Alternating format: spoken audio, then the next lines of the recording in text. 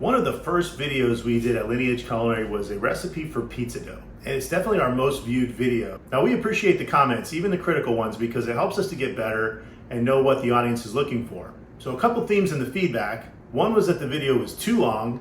And yeah, we were learning how to edit at the time. It was definitely a long video. And also that the recipe was complicated. So thanks to everybody that took the time to comment. We decided to make another pizza dough video that's a lot quicker and simplify the recipe. So for today's recipe, we're gonna use a stand mixer because that is the easiest way to make pizza dough. But if you don't have a stand mixer, we will make a section of the video at the end on how to mix it by hand. My name is Chef Jeremy with Lineage Culinary, and today we're making even easier same-day pizza dough. So here are the dry ingredients. We've got 400 grams of 00 flour. You can also use high gluten, 1.5 teaspoons of kosher salt, a teaspoon of sugar, half teaspoon of active dry yeast, and a half tablespoon of extra virgin olive oil. Add our flour to the bowl of our stand mixer. And here I have 250 grams of hot water, and that's between about 105 and 110 degrees Fahrenheit. So I'm gonna place just a little bit, about a tablespoon, into my yeast, and then the rest into my flour. Swirl that around, and now you wanna mix your flour. Now I come in and use the dough hook and use that to mix my flour because I don't want to get it all over my hands, but you can also use your hands, you can use a spoon, really anything. You just want to get that nice and hydrated.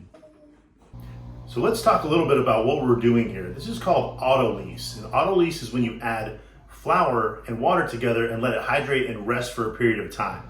Now what happens here is two things. One, the gluten will start to form, which will strengthen our dough. And two, the water will activate enzymes in the flour, which will start to break down proteins, and that will slacken the dough, giving it a better extensibility. Now extensibility is the property of a dough that can stretch well without breaking. Okay, now my Autolyse period is over. I'm gonna go ahead and add my yeast. And I like to take, there's a little bit of yeast still in the container, so I like to take a little piece of dough and just kind of wipe that all off. Use it like a spatula and get all of that into the mixture. Now I'm adding salt, sugar, and my extra virgin olive oil.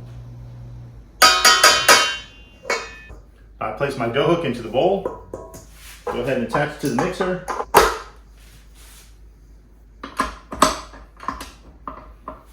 And lift my bowl up. Now we start on low speed just until the ingredients have come together, and then we'll increase that speed.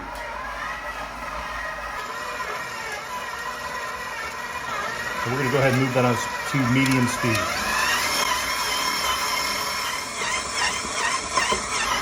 Okay, so a lot of stand mixers, this one included, do not recommend mixing on long periods of time because it could burn out the motor. So what I like to do, let my dough go for 4 minutes, then I turn it off, let the machine cool down for about a minute or two, and then I'm gonna turn it back on and go for 4 more minutes.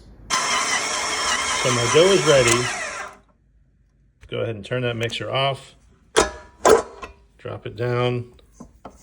What I'm looking for in my dough is when I press in, it springs back up, but it leaves a little bit of an indentation in the dough. So we're good here. Now I'm just gonna cover my mixing bowl and let this rest for an hour to an hour and a half and let it proof up. I want it to at least double in size.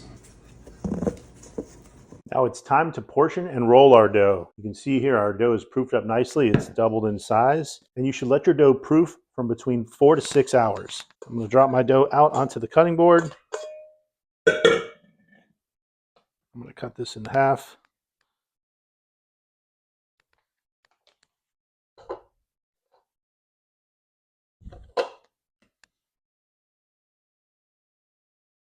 It's pretty good, 325 in each one.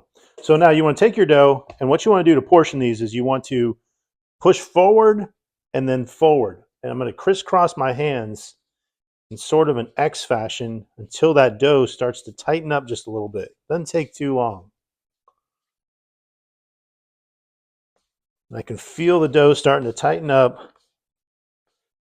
and form into a ball shape. And then once it does that, I'm going to start moving the ball like this and pull down. And as I pull down, I'm cupping my hands like this. Creates a nice solid dough ball like that.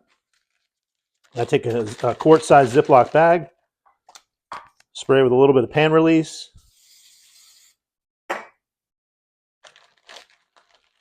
place my dough in there, and I'm going to go right into the refrigerator.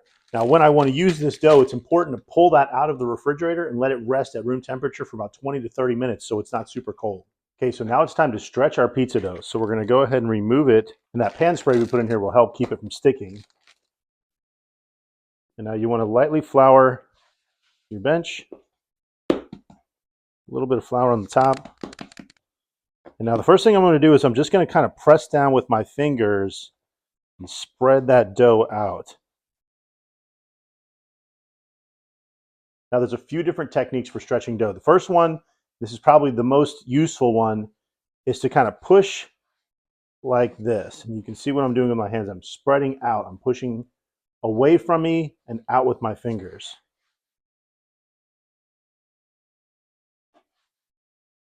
I'm sliding the pizza a little bit at a time. Another technique is you can throw the dough back and forth like this, and that'll stretch it out also.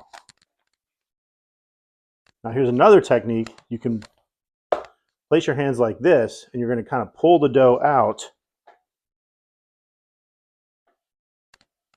and separate it with your hands like so. And then a last technique is just letting the dough fall between your fingers and using gravity to stretch your dough like this. So you can use one of those techniques or a combination of those techniques. I usually use all four of them in some capacity to get my dough to be nice and even and relatively round. You should be able to see some light coming through the dough. That's good. Now, one thing you want to be careful of is as you're stretching, you don't want to get places in your dough that's super thin or it can tear. And you also want to make sure you leave a little bit of dough around the edges for your crust. Now, depends on how thick you want your crust. If you want a nice big crust, you'll want to leave more dough towards the end. I don't particularly like a large crust on my pizzas, so I like it to be relatively uniform across. And my dough's looking pretty good here. And then, of course, you can always throw your dough up in the air. That looks cool, but it takes a little practice, and you can definitely lose some pizzas doing that. So I'm ready to let this set. So once I've stretched my dough, I'm going to let it set out at room temperature stretch, just so it can proof a little bit more, and I'm going to let this set for about 10 to 15 more minutes. Okay, now our dough is ready to go ahead and build our pizza. So we're going to place a little bit of olive oil down on the dough. You don't have to use the olive oil. I like it. I like the color that it adds. It adds a little bit of flavor. That's my preference, but you don't have to put the olive oil. If you're going to use olive oil, I would just use a good flavored olive oil. This is a nice extra virgin. You want to place your sauce down. Got some fresh grated cheese. And our mozzarella. Now, I like to use whole milk, low moisture mozzarella. I think that is the best mozzarella. For our pizza here, another choice would be fresh milk mozzarella. That's a good one also. If you use fresh milk mozzarella, just make sure you add some salt because that cheese typically is not salted. And I've got some fresh ground black pepper and some kosher salt that I'm adding on top. And now we're ready to go in the oven. And here you can see our pizza came out of the oven. Looks great. And that's baked in a 500-degree oven with a pizza stone or a pizza steel in the oven. I like to let that heat for at least an hour so that the stone or the steel is nice and hot, ready to go. So if you don't have a stand mixer, this is how to mix the dough by hand. Now we've already done the Autolyse step, and that was adding the hot water to the flour, a little bit of hot water to the yeast to let that activate, and let that rest for 20 minutes. So I've got my yeast here. I'm going to go ahead and pour that into the dough. Take a little piece of the dough and use that as a spatula to get all of the yeast into the bowl. Now I'm going to add my salt and my sugar and just kind of start mixing that around with my hands. Get that mixed together. I'm going to add my olive oil.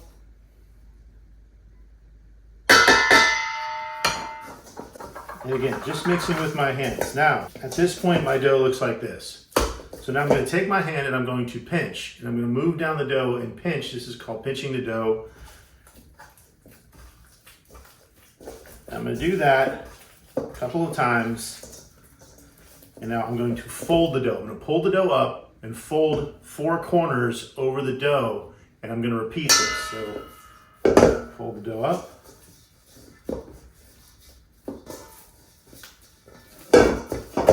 Now I'm going to go back to the pincher method. I'm going to pinch and fold until my dough comes together and is between 76 and 78 degrees internal temperature. I pulled the dough out of the bowl so that you can see what I'm talking about a little more clearly. Now this is the pincher method I mentioned. Pinch, pinch, pinch. I'm just moving along the dough, pinching it together. Then I'm going to pull it and fold it back on top of each other. Rotate the dough over and then go back to pinching it again. I'm looking for about 76 to 78 degrees internal temperature. If you don't have a thermometer, I would recommend just doing the pinch and fold about 4 to 5 times. Now we're gonna wrap this in plastic and let this set somewhere where it's in a warm area. And we're gonna come back to it in about an hour to an hour and a half. We're gonna do one fold and then we'll let our dough finish proving. Okay, so it's been an hour and a half, so I'm gonna go ahead and do my stretch and fold of our dough, and this is a similar move that we did earlier. Pull the dough over, stretch it, fold it over on itself. We're gonna roll that back over, cover that, and let that continue to prove. So there you have it, same day pizza dough, a simplified recipe and a shorter video. I hope that was helpful. If you enjoyed the video, please like and subscribe. That helps tell YouTube to share our video with more people. If you have any feedback for us, please leave it in the comments below. We do read all of it. We'd love to hear what types of videos you would like to see. My name is Chef Jeremy with Lineage Culinary, and thank you for watching. This is Bennett. He's our new sous chef here over at Lineage, and he's been keeping us really busy.